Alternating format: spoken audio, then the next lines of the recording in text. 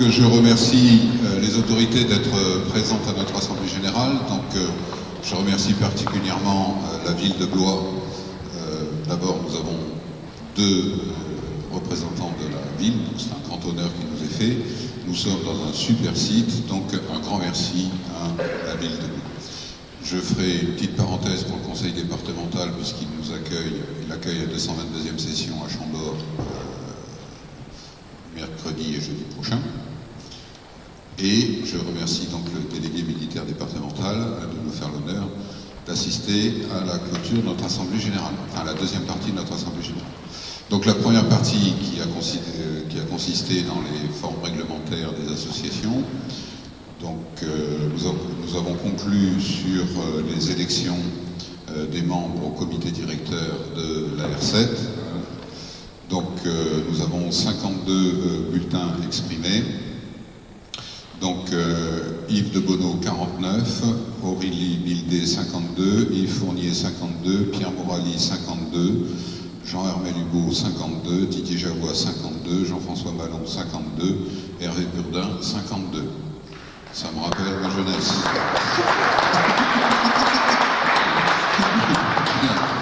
Félicitations donc aux élus.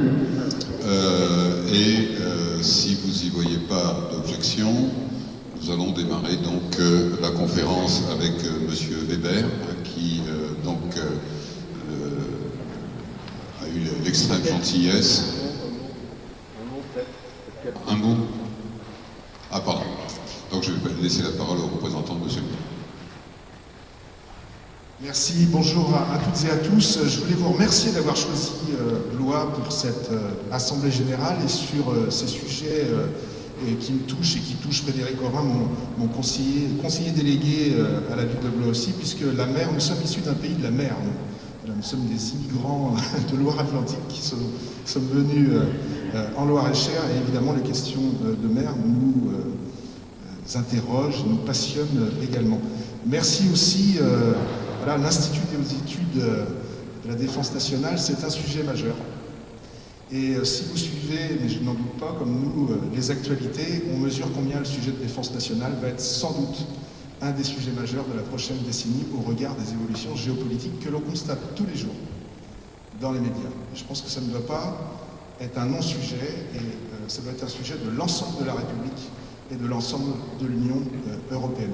Je suis très content que vous ayez choisi Blois, parce que vous allez pouvoir voir aussi au-delà de ce magnifique château, le magnifique centre-ville, et je vous invite et vous incite à profiter, puisqu'elles sont réouvertes, des très belles terrasses, de nos restaurateurs, de nos cafés, de nos commerces, et vous verrez combien cette ville sait être accueillante, et en tout cas un grand merci. Je ne pourrai malheureusement pas rester sur la durée de votre Assemblée Générale, puisque j'ai un mandat majeur aussi à exercer aujourd'hui, c'est le mandat de papa, c'est pour ça que la jeune fille qui est au premier rang m'a accompagné aujourd'hui, et je crois qu'il faut aussi prioriser parfois, elle a joué papa aujourd'hui prioritairement. En tout cas, je vous laisse aux mains de mon collègue Frédéric Orin, et je vous souhaite une excellente Assemblée Générale et conférence. Merci à vous.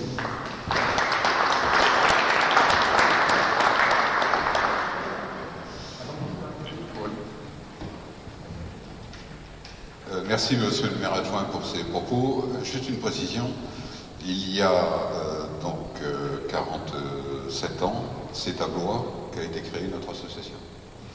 Voilà, donc probablement vous nous verrez réapparaître dans 3 ans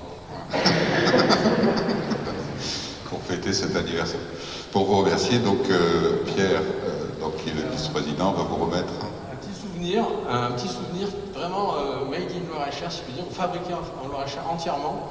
Donc c'est une pierre à fusil. Et alors on va dire, qu'est-ce que c'est que ça? Pourquoi une pierre à fusil? Il faut savoir que Meudon a été la capitale mondiale de la pierre à fusil entre le 18e et le 19e siècle. Napoléon a équipé ses armées de ces pierres à fusil, parce que c'était les meilleures au monde. Et le lieutenant général Rochambeau, qui est parti aux États-Unis, aux Amériques, aux Amériques, qui a contribué à l'indépendance des Amériques avec Washington, a fait équiper ses soldats de pierres à fusil de Meudon. Donc voilà. Donc vous avez ici cette petite pierre à fusil. Donc c'est quelque part l'éclat de l'histoire, fabriquée, montée, et en plus la fabrication est totalement locale. J'en profite parce que Madame Oran, Stéphania qui est là-bas, c'est elle qui fait tout ce qui est découpe laser et gravure. Voilà. Et puis vous avez aussi le petit texte qui va avec. Merci à vous.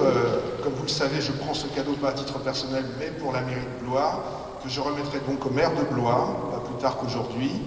Et je ne doute pas qu'elle trouvera une place importante dans son bureau. Merci à vous. Vous pouvez applaudir. Hein.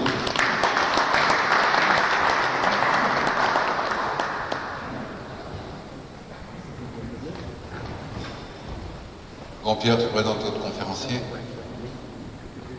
Bien. C'est à moi qu'incombe le plaisir de présenter notre conférencier, M. Nicolas Weber. Et donc vous dire que le choix de la conférence, c'est un petit clin d'œil au fait qu'il y ait des liens qui c'est, comme le disait tout à l'heure le responsable, donc élu en charge de la sécurité et des responsables de défense. Il y a des liens qui se tissent et qui continuent à se tisser, notamment parce que le département est parrain du sous-marin nucléaire lanceur d'engins Le Terrible. Donc ça, c'est un point supplémentaire. Et de ce fait-là, donc nous avons dit, tiens, ce serait intéressant de trouver une conférence dans ce domaine-là, et nous avons la chance, par différents moyens, de vous rencontrer. Hein, et donc voilà. Donc, ce que je voulais dire avant de présenter Nicolas Weber, c'est que là, cet appareil ici, c'est pas un sonar ou un télescope. Donc c'est la société Service 360 qui filme, je pense, la conférence en 360 degrés. Et on va la mettre sur YouTube, de façon à ce que nos adhérents ou d'autres puissent voir ce qui s'est passé lors de l'Assemblée Générale régionale à Blois. Donc voilà, donc ce sera 360. Ce qui est intéressant, c'est que vous pourrez faire tourner avec votre souris la salle, donc vous verrez tout. Voilà, comme si vous y étiez. Enfin, nous y étions. Nos amis. Donc tout ça pour donc présenter Nicolas Weber du service hydrographique et océanographique de la marine, le CHOP. Nicolas Weber est né à Blois. Sûrement vous avez été attiré par le grand large, et peut-être aussi par l'histoire d'un marin célèbre, Éric Tabarly, qui fut à Blois aussi. Et sous ses influences, vous rentrez comme dans la carrière d'officier de marine. Ensuite, peut-être vous avez été inspiré par l'observation du travail des pierres dans la joaillerie de votre papa. Et c'est pour ça que vous avez obtenu un doctorat de géologie marine. En 1995, vous êtes affecté au service hydrographique et océanographique de la marine, au grade d'ingénieur civil divisionnaire de la Défense. Vos activités se situent donc dans les domaines de l'océanographie militaire et plus spécialement au niveau de la géologie et sédimentologie marine. À ce titre, vous avez occupé les postes de responsable de production liés à la marée et au courant marin, la mise en place et la gestion du portail data.chom.fr, qui est le portail géographique des données du CHOM. Vous avez aussi été administrateur et gestionnaire de la base de données générale du CHOM, pour tout ce qui est information sur les cartes marines. Et ensuite, vous avez été en charge de la préservation et la valorisation des données d'archives. Et actuellement, vous êtes chargé des relations publiques avec le CHOM. Du CHOM, pardon. C'est ça?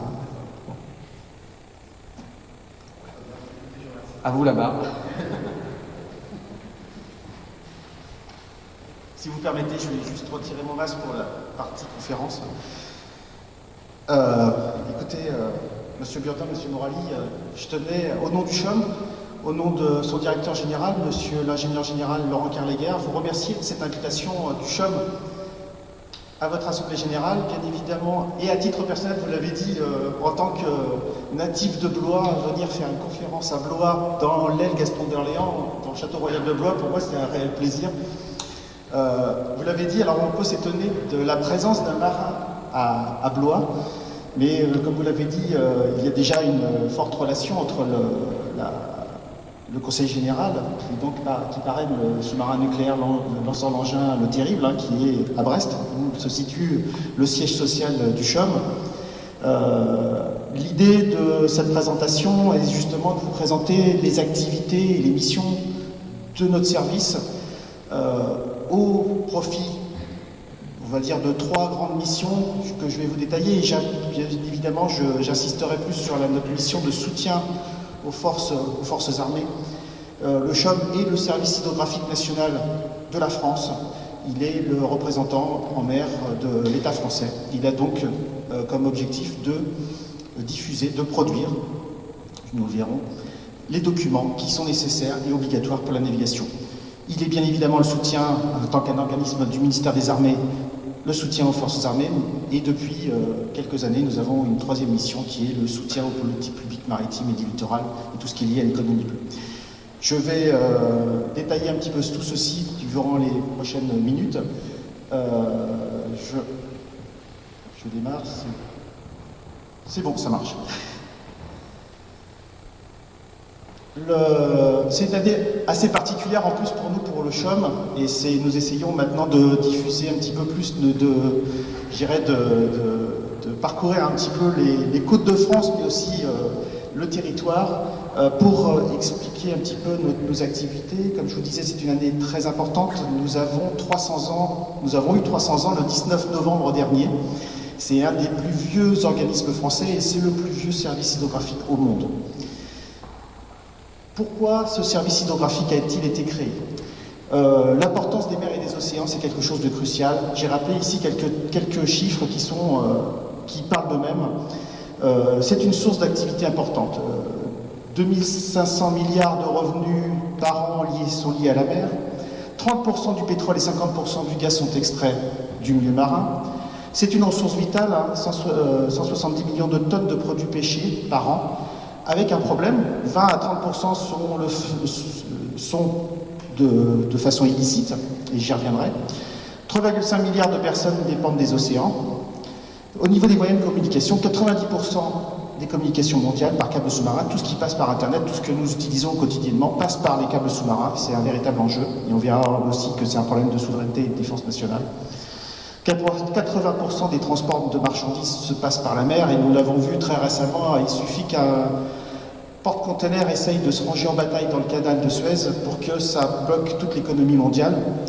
Donc vous imaginez qu'il y a un certain nombre de... Alors, le canal de Suez est une route maritime primordiale, mais vous verrez que même les côtes de France sont des routes maritimes qui sont aussi très fréquentées.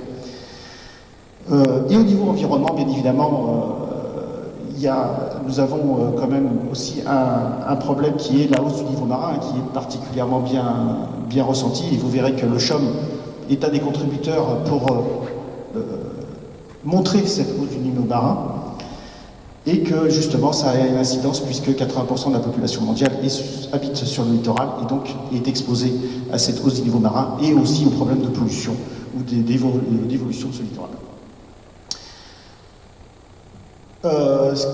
Tous ces éléments entraînent que les États cherchent à exercer leur souveraineté de plus en plus.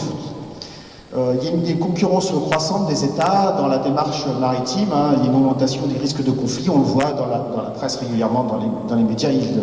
Vous avez sans doute comme moi des exemples, et j'y reviendrai, qui vous viennent tout de suite sur justement ces conflits qui existent au niveau maritime entre les différents États.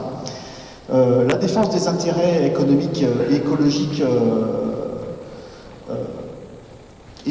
sont essentiels et se traduisent par une volonté de maintenir une circulation aussi, une libre circulation au niveau des mers, au niveau de navigation, au niveau de recherche des nouveaux gisements. Il y a des zones de protection écologique qui sont mises en place. Il y a vraiment un enjeu de souveraineté qui est de plus en plus fort au niveau de chaque État. D'où la nécessité de disposer systématiquement pour chacun de ces États d'informations sur son milieu maritime et sur le milieu dans lequel il va intervenir, à la fois pour sa flotte militaire et économique, pour les différents acteurs économiques, mais aussi pour la préservation des mers. Et cet enjeu, en fait, Et au cours de ce voyage, mettre en place la base de la méthodologie qui est appliquée en hydrographie. Alors bien évidemment, les techniques ont évolué, je vous rassure, mais les grandes bases ont été émises par Breton-Beaupré. Et ses successeurs ont continuellement renouvelé ces techniques, ces moyens, les technologies qui vont suivre aussi, et les bâtiments, les moyens d'exploration. Et nous avons, depuis 300 ans, et nous continuons toujours à parcourir les différentes mers du monde, puisque la France rayonne sur un certain nombre, je dirais presque comme le disaient nos amis britanniques, sur l'ensemble des mers, mais effectivement c'est le cas. Et donc nous continuons à explorer les différentes mers du monde, toujours en continuant à innover. Pourquoi continuer à explorer ces mers du monde? Puisque, comme je l'ai marqué, 80% des fonds marins nous sont inconnus. On le dit régulièrement, on connaît mieux la Lune ou Mars maintenant que les fonds marins, mais c'est vrai. Du point de vue hydrographique, et c'est la petite carte que vous voyez un petit peu avec tous les points de couleur, les points de couleur représentent les points qui sont connus, hydrographiquement parlant, pour nous. Alors, nous avons une connaissance des fonds marins par satellite, mais du point de vue hydrographique, c'est-à-dire avec une certaine précision, une certaine résolution, ça ne représente que 20%, et ces 20% sont principalement positionnés sur les côtes. Donc tout ce qui est au large, ou dans les mers australes, antarctiques, arctiques, sont très peu connus. Il nous reste donc beaucoup de travail à faire, et c'est un travail que nous réalisons, non pas que le CHUM, mais bien évidemment tous les services hydrographiques mondiaux, dans le cadre de la GEPCO, qui est un consortium qui est dirigé par l'Organisation hydrographique internationale, pour continuer à mieux connaître notre planète, à mieux connaître les océans et les mers. Dans ce rôle, le CHUM, donc en tant que service hydrographique national, service hydrographique français, intervient. Il a pour rôle de décrire et prévoir l'océan depuis le large jusqu'au littoral. Notre activité, c'est de collecter, c'est-à-dire que nous allons depuis la mer, nous avons nos propres bateaux, enfin les bateaux de la Marine nationale qui sont opérés par le CHUM, vont acquérir les informations, les données qui sont en mer, les valider, et ensuite diffuser sous forme de différents produits et services ces différentes données aux différents acteurs. Pour vous rappeler un petit peu les enjeux, la France, c'est le deuxième pays à avoir, on dit, la ZEE la plus grande après les États-Unis, c'est 10,7 millions de kilomètres carrés d'espace maritime. Donc, comme je vous le disais, c'est le deuxième pays après les États-Unis, donc ça nous fait un théâtre de jeu quand même assez monumental. Et si on s'étend aux intérêts de la France en termes aux intérêts de la Marine nationale, cette zone d'intérêt s'étend à 60 millions de kilomètres carrés. Ce qui vous donne l'étendue du travail qui doit être opéré par le CHUM pour fournir l'ensemble des informations, à la fois pour naviguer, mais aussi donc pour que la Marine nationale, notamment, puisse exercer son activité en toute, je dirais, avec un avantage stratégique systématiquement, puisque c'est notre rôle. Quelques chiffres. Le CHUM, c'est environ 550 personnes, hors équipage des bâtiments. Les bâtiments, ce sont des bâtiments de la Marine nationale, ce sont des bâtiments blancs, je vous les montrerai tout à l'heure. Ce sont des équipages qui ne sont pas comptabilisés dans le personnel du CHUM, même si au sein du personnel du CHUM, bien évidemment, nous avons du personnel de la Marine. Donc nous sommes un établissement public à caractère administratif dépendant du ministère des Armées, avec une composante, disons 64% de civils, une partie qui est fonctionnaire du ministère des Armées ou une partie qui est contractuelle, et 36% de militaires qui sont soit de la Marine nationale, soit de la délégation générale de l'armement.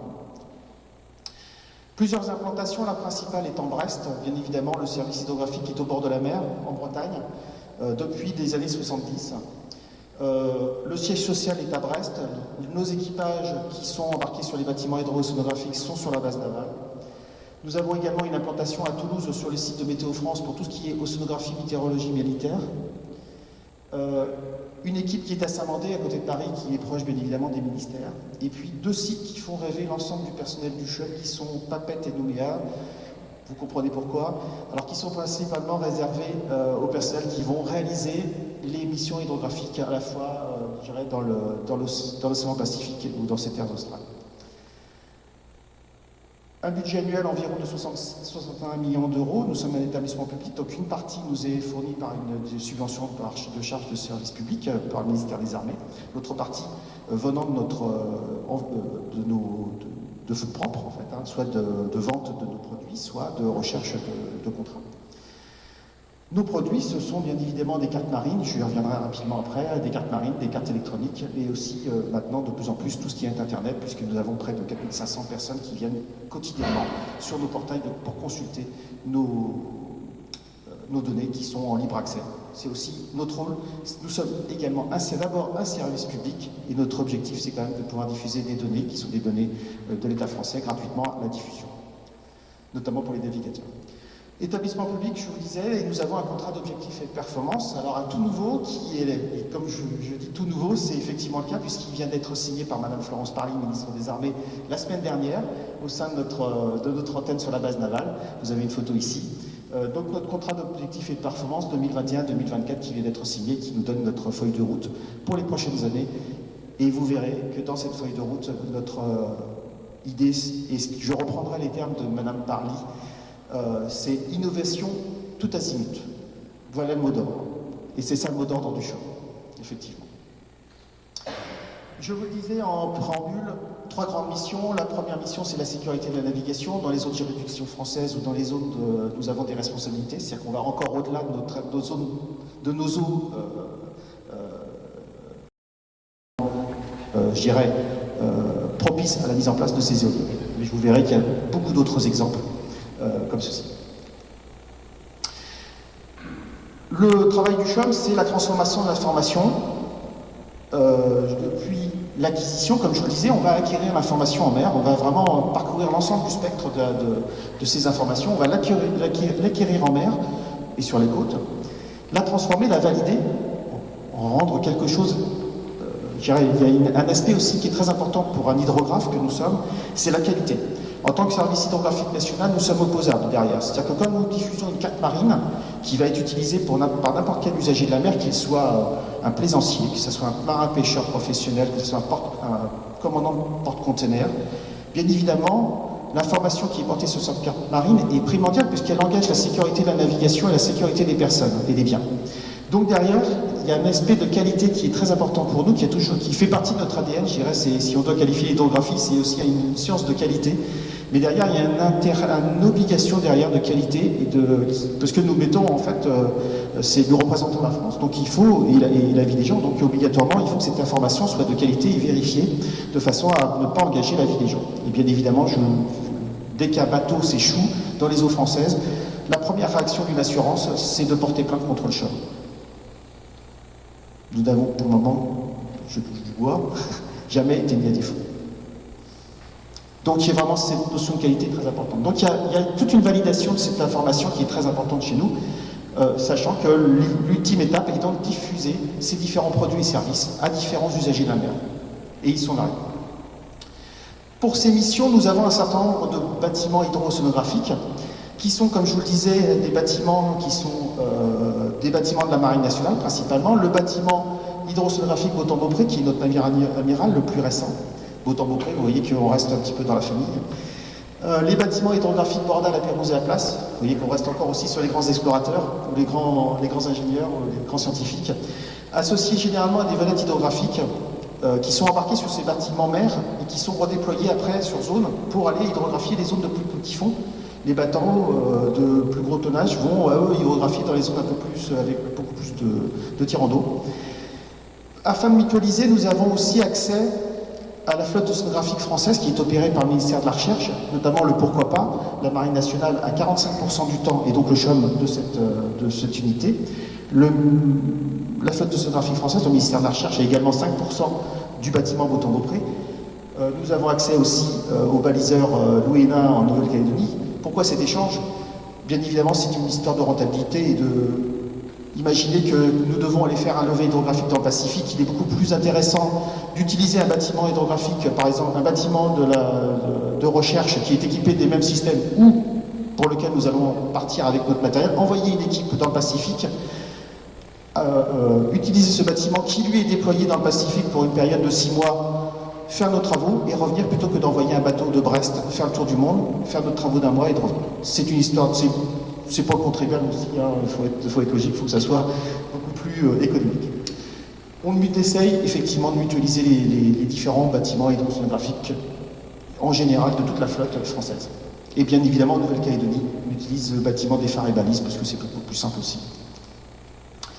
C'est 800 jours de mer par an, c'est-à-dire que nos marins hydrographes parcourent les mers sur l'ensemble de ces bâtiments. Le bâtiment Beautemps-Beaupré est à double équipage, comme les frégates, les nouvelles frégates. Donc 800 jours de mer par an, c'est quand même assez colossal, puisqu'il faut aussi traiter ces données, c'est beaucoup d'informations qui sont acquises. Plus de 112 heures de vol par laser aéroporté, puisque je parle de bâtiments hydrographiques, mais nous utilisons maintenant de plus en plus d'autres moyens, notamment les lasers aéroportés, donc des avions qui sont équipés de lasers et qui font des levées sur la frange côtière. Je vous ai mis un petit graphique qui vient de notre rapport annuel qui vous donne un petit peu les pourcentages de l'utilisation de ce temps bateau pour les différentes activités, et la principale étant à 45% les activités sur l'hydrographie et océanographie militaire. Donc vous voyez bien qu'il y a une composante quand même très importante qui est dédiée à la Marine nationale, on va dire aux forces armées. Et puis je dirais un tout petit peu en dessous, dans les mêmes pourcentages, 40%, qui sont liés à l'hydrographie. Généralement, nous travaillons de façon transverse. C'est-à-dire qu'en gros, les levées hydrographiques sont généralement faites de façon à répondre à différents besoins et à tous ces besoins. C'est-à-dire que nous allons à la fois travailler pour améliorer la carte marine, comme nous sommes systématiquement dans une zone, mais aussi pour travailler pour l'écologie, pour les problèmes d'érosion côtière, admettons, mais aussi pour des activités, comme on travaille sur les plages, sur la frange littorale, on va travailler pour améliorer la carte marine, on va travailler pour les forces amphibies, j'y reviendrai, puisque une plage, c'est un endroit sur lequel c'est toutes les mesures de l'eau, en fait, hein, la température, la salinité, la pression. Le sensor, c'est tout ce qui est acoustique sous-marine. Les sonars latéraux, les vedettes hydrographiques, ça c'est pour imager, une sorte d'imagerie, on travaille beaucoup par acoustique, hein, imager le fond, prélever le fond aussi pour connaître la nature sédimentologique, la nature du fond, savoir si c'est du sable ou de la vase, et puis bien sûr modéliser la morphologie du fond, avec différents systèmes de sonar. Voilà différentes photos qui illustrent un petit peu l'activité du CHUM dans différents environnements, que ce soit sur les côtes, des fois des environnements extrêmes, qui sont maintenant aussi par exemple le Grand Nord.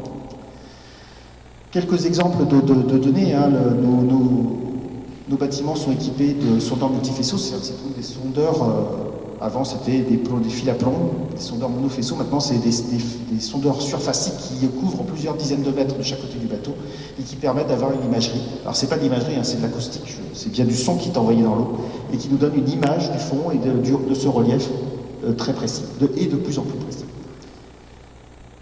Voilà un autre exemple dans la fosse d'Ouessant à côté en mer d'Iroise, où là nous avons fait un relevé et retrouvé une épave, et l'épave bien évidemment elle est très reconnaissable, et on a pu auprès des radars rechercher l'origine de cette épave qui est un sous-marin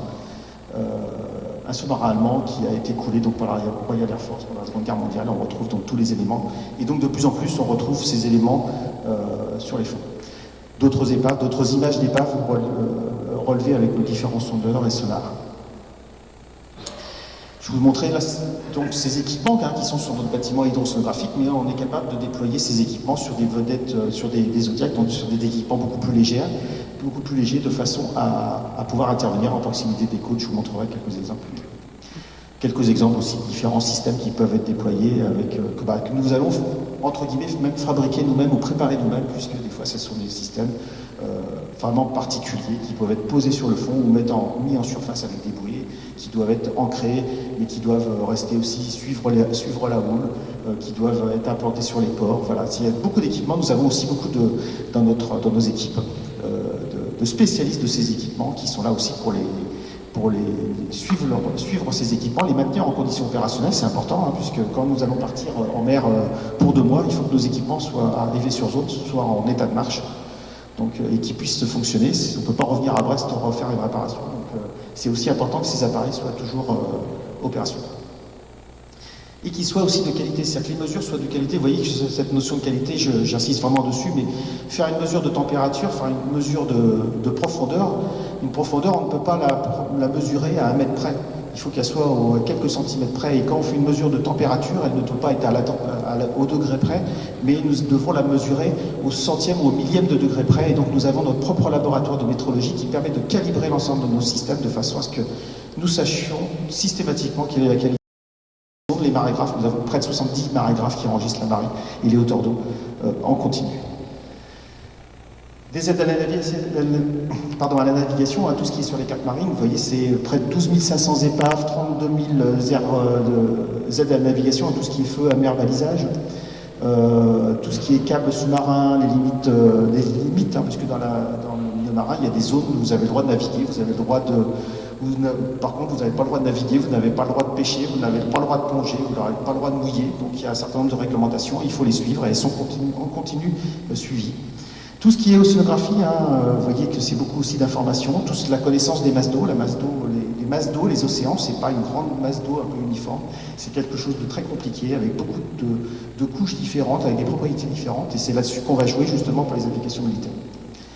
La géophysique marine, j'y reviendrai, tout ce qui est gravimétrie et magnétisme, tout ce qui est géodésie, il faut savoir se positionner, on est en mer, mais il faut pouvoir se rattacher à la Terre, donc il y a des points géodésiques importants.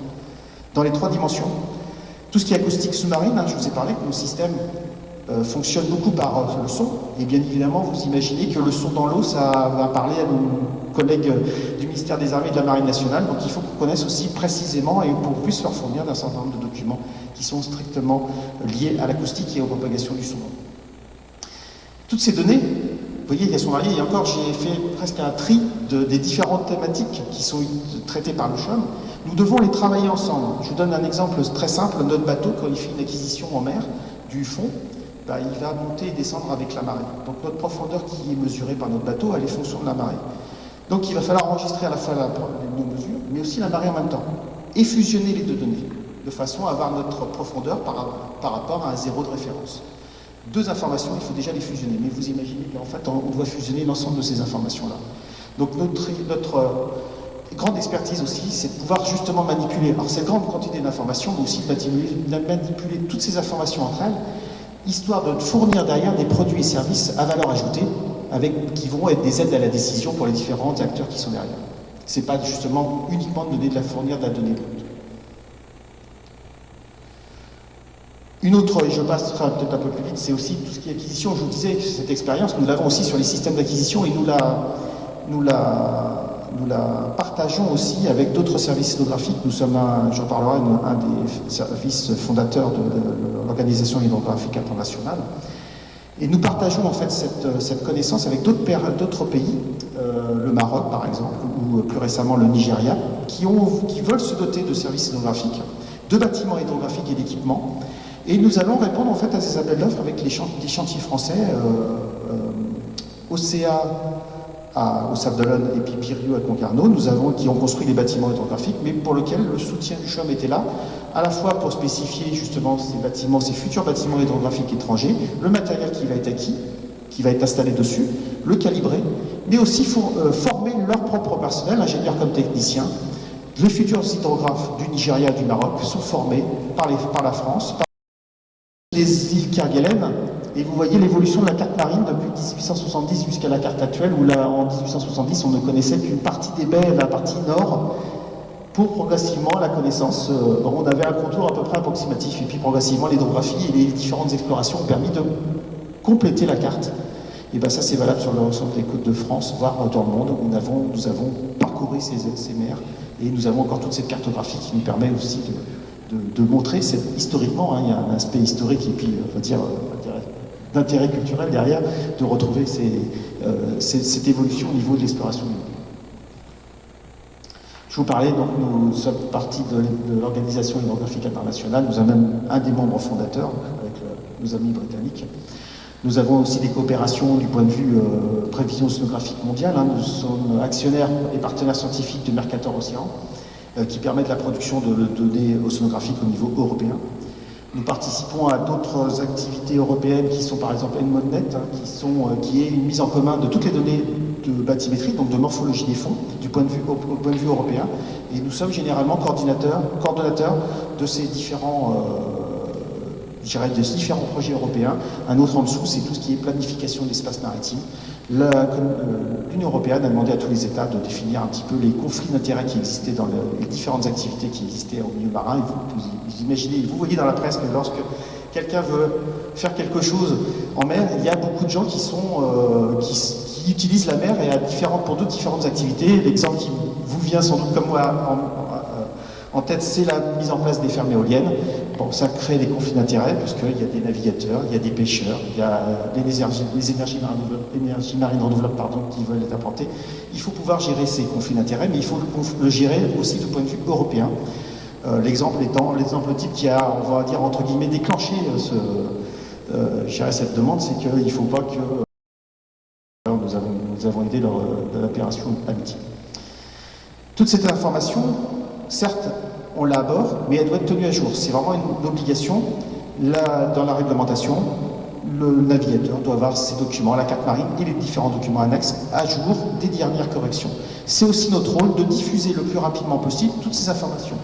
Alors ça peut être des informations très urgentes qui sont diffusées dans ce cas-là par Avurnav, et là c'est la préfecture maritime, les préfectures maritimes qui vont les diffuser, mais aussi diffuser un certain nombre de corrections, une bouée qui a changé de place, une zone qui a été mise en place ou qui a changé de zone géographique.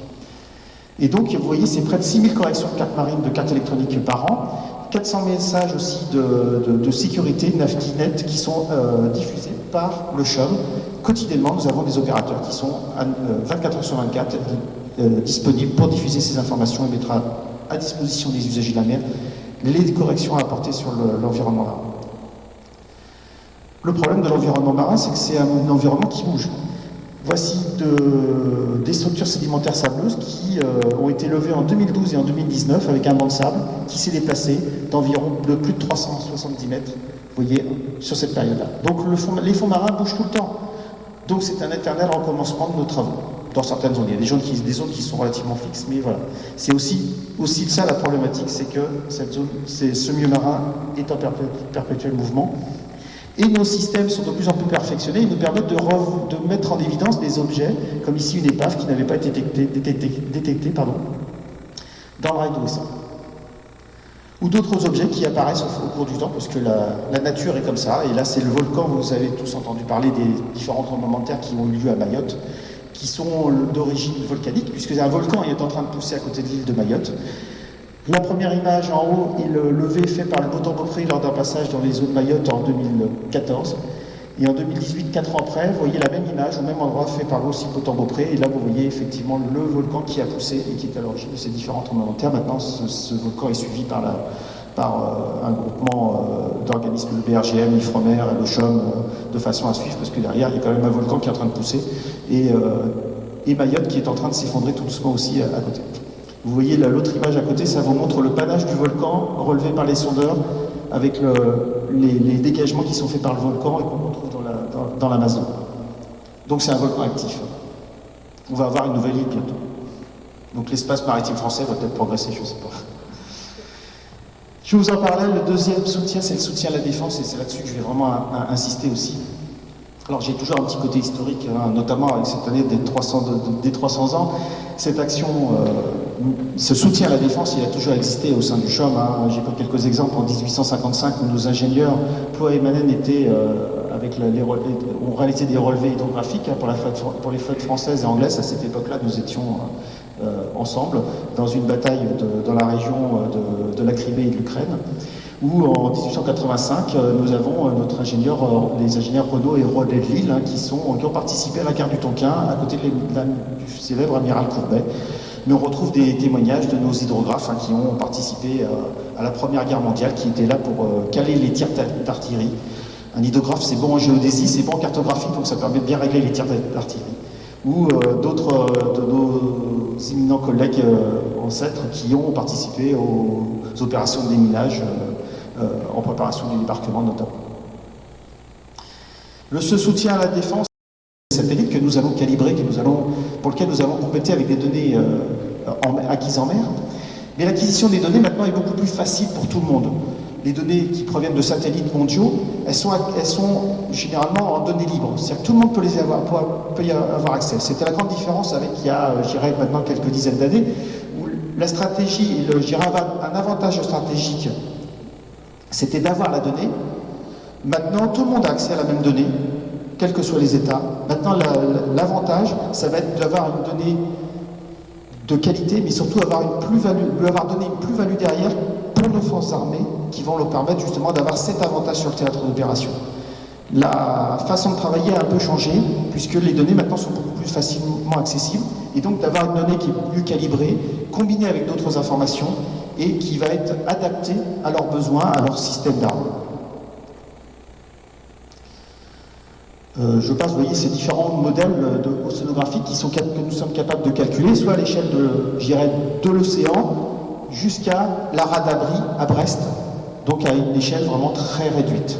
Donc nous sommes capables de créer, de fournir à la Marine nationale des modèles aux heures près de l'environnement marin, de la vague, de l'état de mer, de la température, de la salinité, de la célérité du son dans l'eau, de façon à ce qu'ils puissent opérer leur système d'armes. Et ça a des résolutions de plus en plus fines.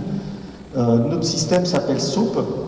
C'est un service de soutien d'environnement opérationnel qui va combiner un certain nombre d'informations. On va prendre beaucoup de sources d'informations multiples, nos données, des modèles océanographiques altimétriques, d'autres modèles qui sont calculés, de modèles de Météo France, et on va en faire vraiment un produit à valeur ajoutée qu'on va fournir aux forces armées et spécifique. Je vous donne un exemple ici, c'est la mission Marianne. On en a parlé récemment dans la presse. C'est la projection, le déploiement du SNA Emerald, un sous-marin nucléaire d'attaque, et du BSM Seine en océan, dans la zone Indo-Pacifique. Ce déploiement a été un petit peu marqué dans la presse, on en a parlé un peu plus maintenant qu'ils sont revenus, mais c'était vraiment quelque chose de nouveau, puisque nos bâtiments ne vont rarement dans cette zone, et c'était un moyen de vous montrer pour la France que nous étions capables de déployer notre SNA, nos bâtiments de la Marine nationale également dans cette zone. Donc nous avons fait des manœuvres avec l'Inde, avec l'Australie, avec les Américains, et montrer dans la zone que la France était présente, avec aussi la frégate Vendémiaire qui était la frégate de surveillance, et d'opérer et d'avoir une activité dans cette zone-là. Bien évidemment, on connaît mieux l'Atlantique ou la Méditerranée que l'océan Indien Sud ou le Pacifique. Donc le rôle du CHOM dans la préparation de cette mission, bien en amont, a été de collecter de l'information et de fournir pour que le SNA Emerald puisse partir avec les données d'environnement spécifiques pour sa mission.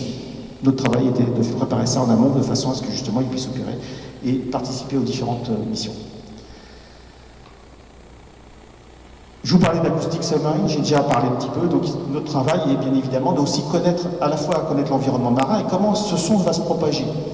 Le son dans l'eau, c'est aussi quelque chose d'assez particulier, puisqu'il y a plusieurs sons dans l'eau. Il y a à la fois le bruit ambiant, le bruit d'origine anthropique, hein, c'est d'autres des bâtiments qui naviguent, mais aussi le bruit d'animaux.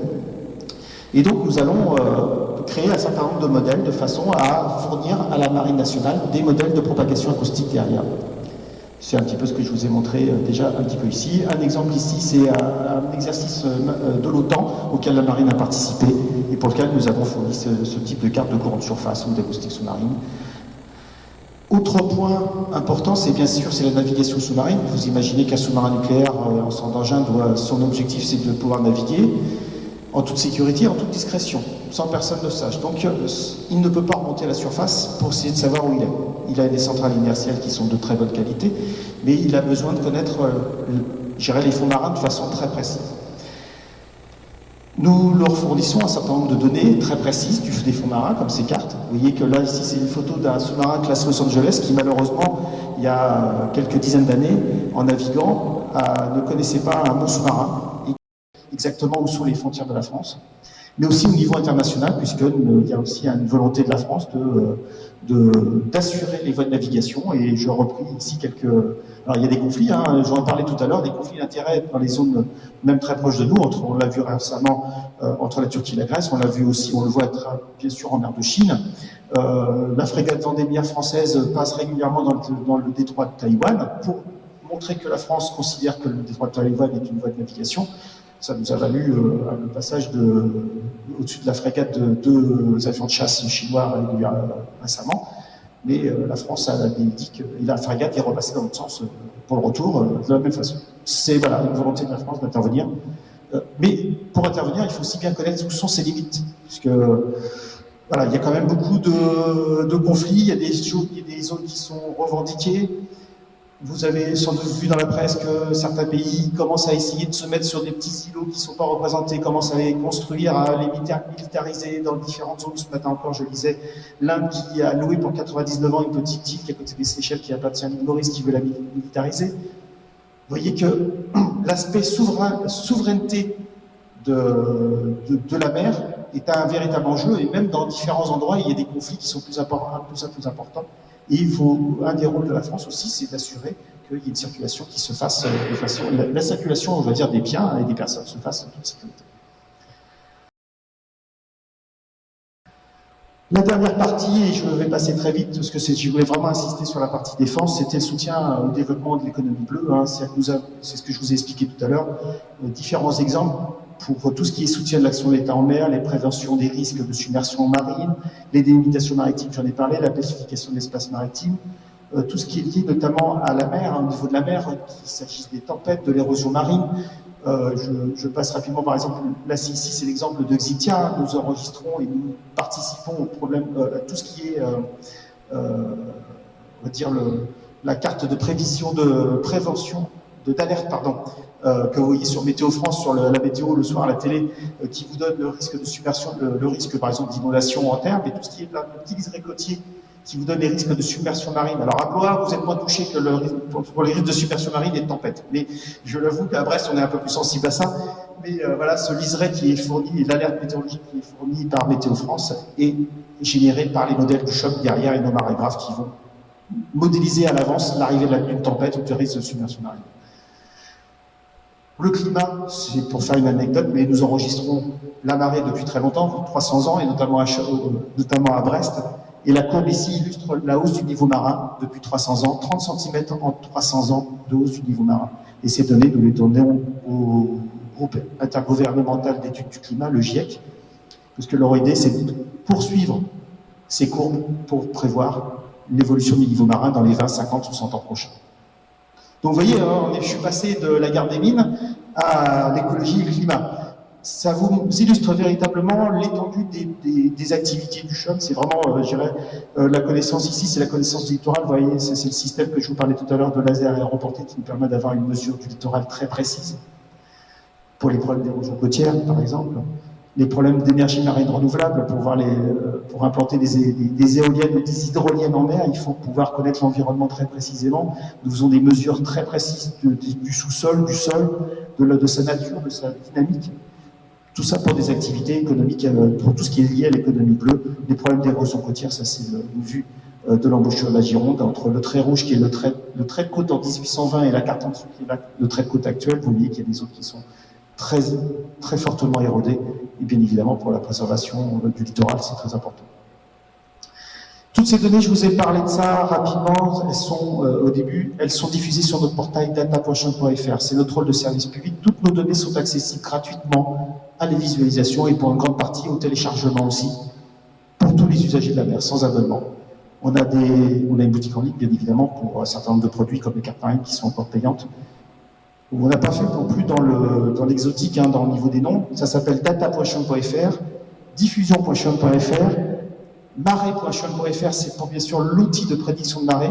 On n'a vraiment pas fait exotique. Et puis www.chum.fr, c'est notre site institutionnel pour voir les actualités. Juste pour finir, le futur du CHUM, et c'est comme ça que j'ai aussi commencé, c'est l'innovation, c'est aussi pouvoir évoluer dans le temps, des nouveaux théâtres d'opération, une revue stratégique de défense et de sécurité avec une extension des zones d'intérêt de la marine et de la défense en général, une stratégie de la mer et du littoral beaucoup plus importante avec les problèmes de transition écologique, d'économie plus durable, des enjeux aussi avec des directives européennes qui nous demandent de fournir un certain nombre de dossiers, de surveillance aussi de l'état de nos océans. Et puis des enjeux numériques aussi qui sont très importants, qui sont la modernisation de l'action publique, l'innovation, j'y reviens. Un de nos gros projets, deux gros projets, juste pour finir. Nos bâtiments hydrographiques de deuxième classe, Bordel à Pérouse-la-Place, arrivent en fin de vie en 2025-2027. Et donc, ils doivent être remplacés. C'est notre programme Chauffe, capacité hydrosonographique du futur. C'est ce qui a été présenté à la ministre et Madame Florence Parly a lancé déjà le projet depuis maintenant 2 ans. Le but, c'est de remplacer à la fois des porteurs de nouvelle génération qui sont capables d'aller peut-être dans le Grand Nord, d'aller plus au large, parce qu'on voit bien que d'aller dans d'autres théâtres d'opération, donc des nouveaux porteurs, des nouveaux bateaux. Et aussi des équipements qui vont être beaucoup plus modernes, des drones aériens, des drones sous-marins, des drones de surface, des drones qui sont capables d'aller à proximité du fond par 1000 mètres de profondeur. Donc c'est tout un enjeu. Une nouvelle technologie, c'est définir l'hydrographie des 20 ou 50 prochaines années que nous sommes en train de mettre en place. C'est un programme qui est mutualisé entre le CHUM, l'État-major des armées, la DGA et la Marine nationale. Un deuxième enjeu derrière, c'est qu'on va avoir de plus en plus d'informations, 3 fois plus d'informations à traiter, donc nous sommes en train de travailler aussi sur nos chaînes de production, nos chaînes de traitement, en y incluant de plus en plus de l'intelligence artificielle, parce que l'humain n'est plus capable de traiter autant de données à la fois. Pour définir aussi derrière des nouveaux produits, des produits qui vont être beaucoup plus numériques avec l'Organisation hydrographique internationale. Il y aura des nouvelles règles, des nouveaux documents numériques qui vont être produits prochainement pour les navigateurs avec des nouvelles normes, et nous sommes en train de travailler sur ces différents produits. Quelques petits ouvrages qui sont liés à nos 300 ans, que je vous inviterai à regarder, qui sont des beaux ouvrages qui viennent de paraître, une BD, un bel ouvrage sur les 300 ans de cartes marines qui illustre bien justement les différentes cartes et l'évolution du jeu. Vous pouvez nous suivre, je fais toujours un peu de publicité à la fin de Si je vous ai un petit peu intéressé, j'espère, et je l'espère fortement, et vous voulez un petit peu suivre nos activités, on essaye de, comme tout le monde, on est sur les réseaux sociaux. Vous avez à la fois notre site internet, on essaye de mettre de l'activité, on a nos réseaux sociaux sur Twitter, Facebook, Instagram, LinkedIn, de mettre beaucoup d'informations sur nos activités, à la fois nos activités en mer, nos projets, nos recherches, nos différents produits, on essaie de diffuser de plus en plus. On essaye de faire des conférences pour essayer qu'on nous connaisse de plus en plus. On sait bien que la marine, le CHUM, on s'adresse aussi à des gens, peut-être des usagers de la mer un peu plus particulièrement, mais voilà, on essaye de montrer aussi l'ensemble de l'étendue. J'essaie de vous montrer de notre expertise, de nos connaissances qui est très variée. Je vous ai parlé de comment qualifier un hydrographe, c'est la qualité, mais aussi l'ensemble des informations qu'il va traiter, c'est aussi qu'il va travailler sur beaucoup de domaines différents. C'est ce qui fait que le travail est très passionnant, je vous le dis franchement. Je reprendrai juste pour finir un deuxième mot qu'a dit la ministre des Armées la semaine dernière. Le CHUM, c'est un organisme de passionnés et de talents. Ça a touché bien sûr au cœur tous nos agents, mais je crois qu'elle a bien compris, effectivement, elle nous a bien cerné. C'est vraiment un groupe de passionnés, 550 personnes de passionnés, je crois que c'est vraiment le cas. Je vous remercie de votre attention.